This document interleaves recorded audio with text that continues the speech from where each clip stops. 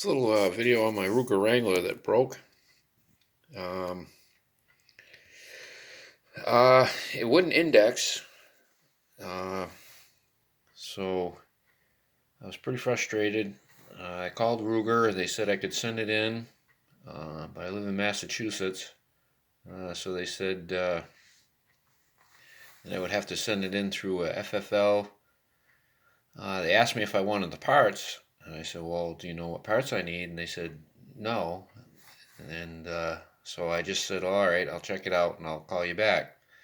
So I did some research and I figured out how this thing works and decided to take it apart and see what was up. So anyway, what was happening was right here on the bottom of the cylinder, right here is the thing that locks into the grooves into the cylinder. Right there.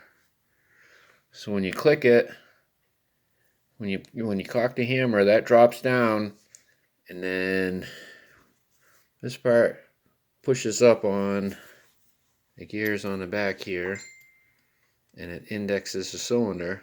But that has to drop out first, and then it indexes, and then it pops back up and locks the cylinder right in that groove right there.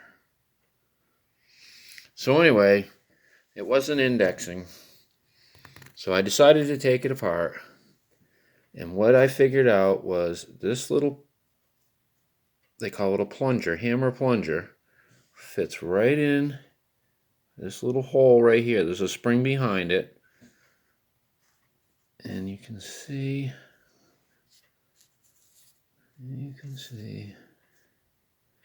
that it has a groove in it. And that groove right there is the travel. It travels back and forth right there.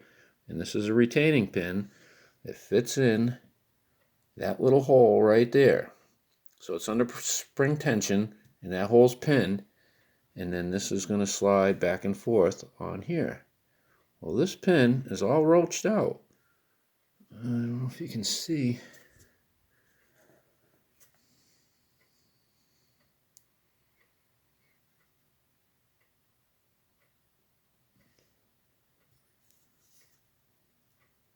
There's a whole chunk missing right out of it, right there on the edge.